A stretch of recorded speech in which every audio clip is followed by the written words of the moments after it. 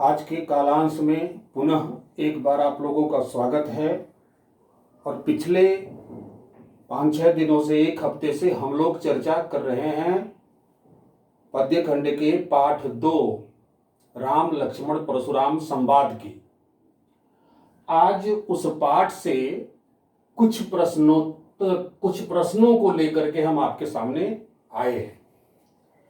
और ये वे प्रश्न हैं जिन प्रश्नों की चर्चा जब हम लोग करेंगे तो अर्थ ग्रहण से संबंधित पूरा पाठ आपके पास समझ के रूप में चला जाएगा।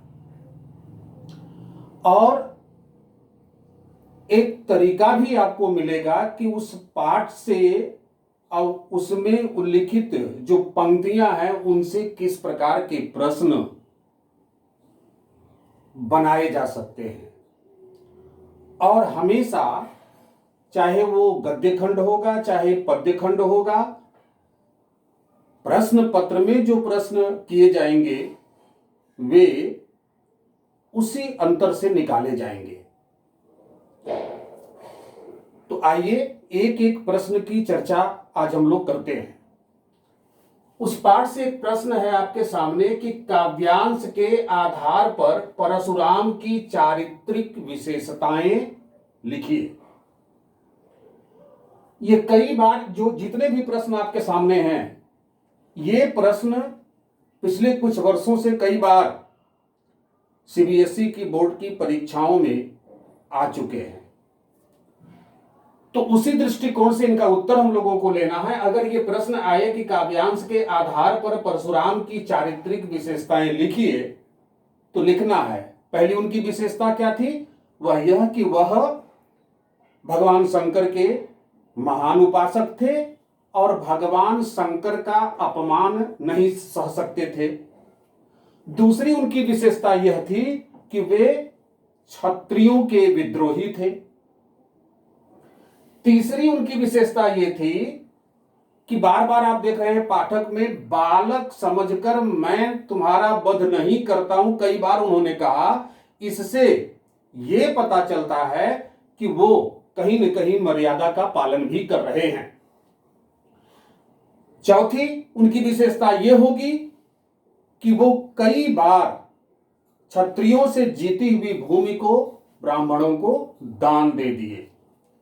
तो इन 4 बिंदुओं में उत्तर आपका, छोटा सा उत्तर आपका आ जाएगा।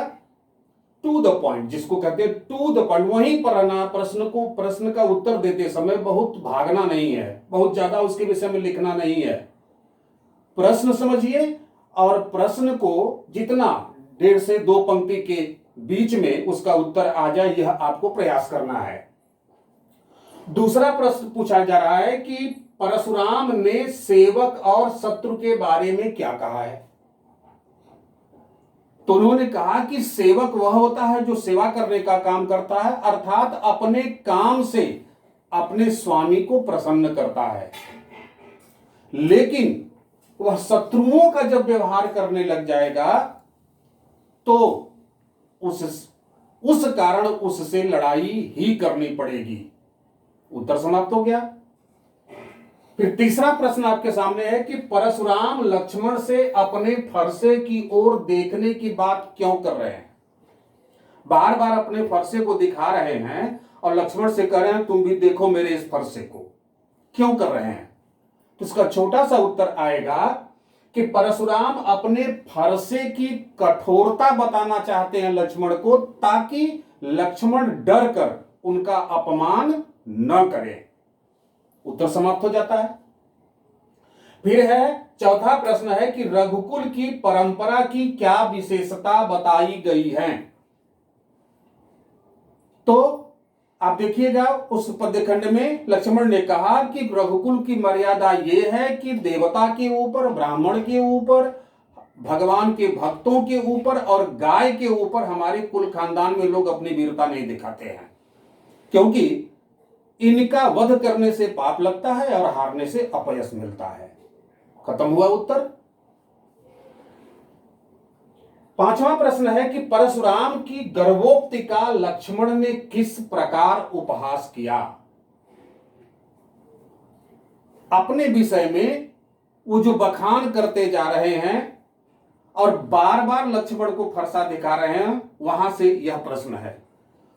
तो लक्ष्मण को जब परशुराम बार बार अपना फरसा दिखाते हैं तो लक्ष्मण कहते हैं, बार बार मुझे अपना फरसा दिखा करके आप क्या साबित करना चाहते हैं? आप, लगता तो ऐसा है कि आप अपने सामान्य फूंक से विशाल पर्वत को उड़ा देना चाहते हैं। उत्तर समाप्त हुआ। छठा है कि लक्ष्मण कभी परशुराम को शांत करते हैं तो दूसरे ही पल उकसा देते हैं। क्यों? स्पष्ट कीजिए।